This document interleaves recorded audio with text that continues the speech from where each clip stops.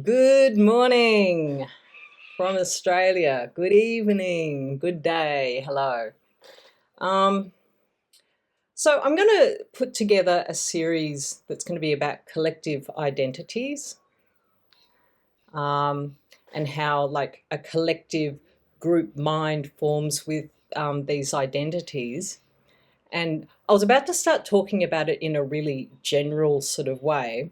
And I just began with like the very first identity that gets labeled on every single one of us, which is gender.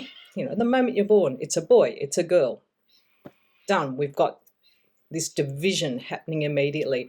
I started talking about just that one, and I realized, there's a whole bunch to say just on that, on gender. So I'm just going to begin with gender collective identity, and we'll just progress through this series of exploring collective identities. So I was born in a female body. I've made peace with my female body now, but it's not who I am. It's just my body. That's about it. I don't know. I'm a woman. But then again, to me, that just sort of doesn't mean anything. It's just like it's a way of identifying me. Like, I'm more than that. I'm much, much more than that. But I will talk about what it was like for me as a young child and what came with the label, the identity label of being a girl, of being female. And so naturally, I had no sense of what that was. But, you know, everyone, I just was a very natural sort of a child. Like, I just would do what I wanted to do, which is, I was very active, loved just sort of running and swimming and climbing trees and being in nature and but there was this constant projection that you're female, and everything that came with it. And I never liked it at all. Like, because I liked running and climbing trees, I was called a tomboy, which was, very confusing for me. It was kind of like, I'm just being myself. Like, why does it have to be labeled as a boy thing? Like, there was some sort of negative aspect to being called a tomboy. Um, my mother wanted pretty little girls to play with dolls and things like that, and that was just never interested in that sort of thing. She'd try to dress me up in a pretty dress each day, and I'd literally just take the dress off, drop it on the back step, and run off in my undies, playing Tarzan and just doing what I wanted to do. And I'm sure because of previous lives, like, I just had more of a sense of, I actually felt sort of more of a sense of being um, masculine. And it's just something that, was in me that, I wanted to play out. It didn't mean I was a boy either, like, but I just like had a sense of like, that was just a more fresher memory for me. And then life progressed on, and as I got to puberty, breasts developed, very big breasts, I might say, and that was horrendous for me. I hated it. I hated that change. It was very uncomfortable. It was something that I found I found it difficult to. It took a long, long time, like I'm talking decades, to make peace with that. Um, because, well, the first thing was, I'm sort of the sort of person, I'm not a nudist, but if I'm hot, I just take off my clothes, and I just I'll just go topless or whatever. Like, and as a child, I liked doing the same thing. Like, I just throw my clothes off, and I liked running around in shorts or undies. It was just felt comfortable for me. Um, I wonder if I was sort of covering up my genitals too. I don't really know. Anyway, um, So once I started developing breasts, I had to cover up. I had to put on a bra. And I started, everyone started sort of sexualizing. So men, the men would start to become ones who, like family and everything, started to feel a little bit more uncomfortable with the changes. And I could feel that. I could sense, they're more uncomfortable with me.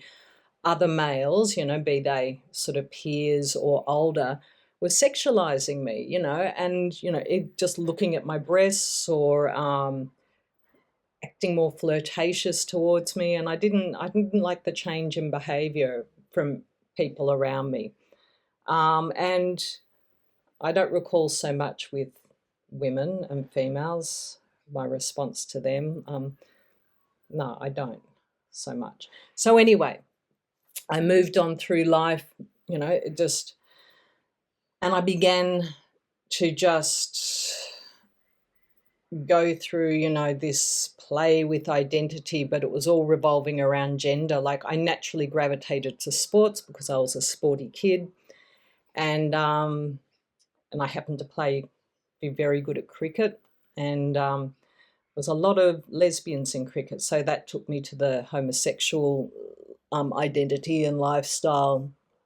But this video is not really about that, and there was a lot that came with that.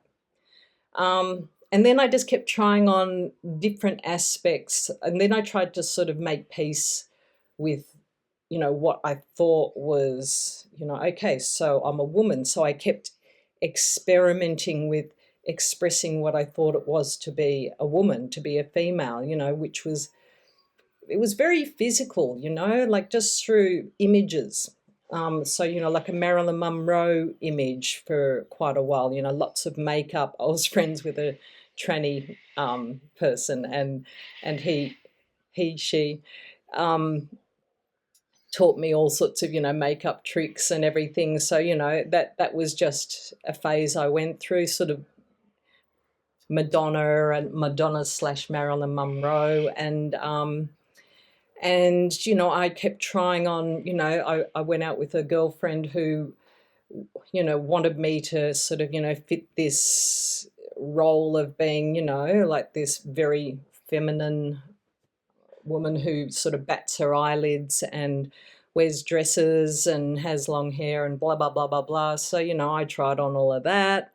I kept trying on what it was to be feminine, and then I tried on, cross-dressing as well, like, expressing a masculine self and playing out this masculine role. And the whole time it was sort of like, the roles that we're given for the masculine and feminine and everything in between, like it's all just roles, it's all just roles. So the moment, if you're trying to step into what you think is the opposite gender, or the masculine gender, it's still a role. There's still a whole bunch of criteria that comes with what the world defines as masculine, and then all the little subsets that have come from that, like might be queer masculine, it might be, I don't know, because I haven't explored specifically into the whole gender fluidity thing. I've done it very sort of surface level. I haven't lived it out like like as a lifestyle, just sort of, these little experiments of trying on this physical exterior of changing my appearance, as far as, playing with how identity looks on the outer, and then what that meant on the, what it felt like inside of me. So, so I'll just come back to the feminine, the female identity. To me, it's all an illusion. It's all an illusion, what it is to be female or male, even. Actually, I can say that unequivocally, because, immediately there's just like this separation that happens. And so females, and it still exists now, females are considered less than. So, more submissive. Women are considered to be more nurturers. So, that means males have more of an either protective or aggressive sort of nature. Um, Females, yeah, are considered, like not always as powerful or intelligent. Um, and when you just look at like the proportion of women in leadership roles, it's still way out of balance. Women are paid less money than men, so women are not equal yet. Even in democratic societies, we are not equal.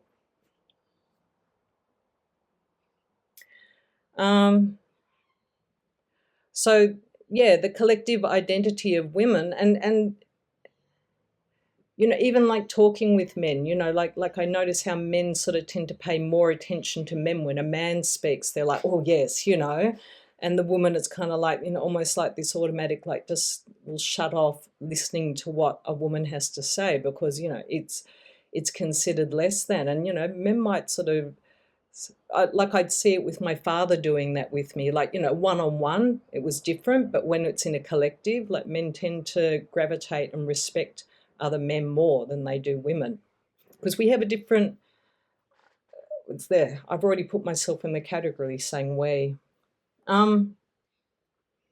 But I still think women, because we've come from, we've been raised and put into like, this secondary inferior category, that because of that, women can actually help bring the pathways forward. We haven't had as much influence from people who know how it is to be inferior. And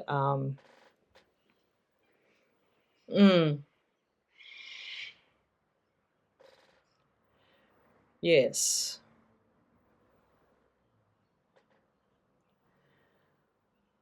So I might conclude the video about this talk about gender identity and the collective identity. I think I've covered a few aspects to it. But, just with the proviso that, what I'm trying to illuminate here is that with every collective identity that, we create as a collective, a whole bunch of criteria gets labeled on top of it, and then more and more subtle layers come in with time. And so if you take gender, that's one that's like, time immemorial. It's been around like since we've had physical bodies that have gender, different sexes and everything, which is, for a very, very long time. So to be aware of the subtleties, the subtleties that get layered, like it's almost like this tapestry, like it's not so simplistic. It's not so simplistic as, this is what men are like, this is what females are like. Then, all of these little layers of subtleties get, woven into that, and intricacies, and we become blind. We become so much in these roles that we become blind to who we really are beneath all of that, which is we're much more than that. So as we start dropping these roles and realizing this is not who I am, and being aware that, the moment there's a collective identity, the moment that happens, open your eyes and just have a look at like, whoa, am I being myself here? And to look for, what is that group identity? So I will leave it there with the female identity, and we will move on and explore this topic. Okay.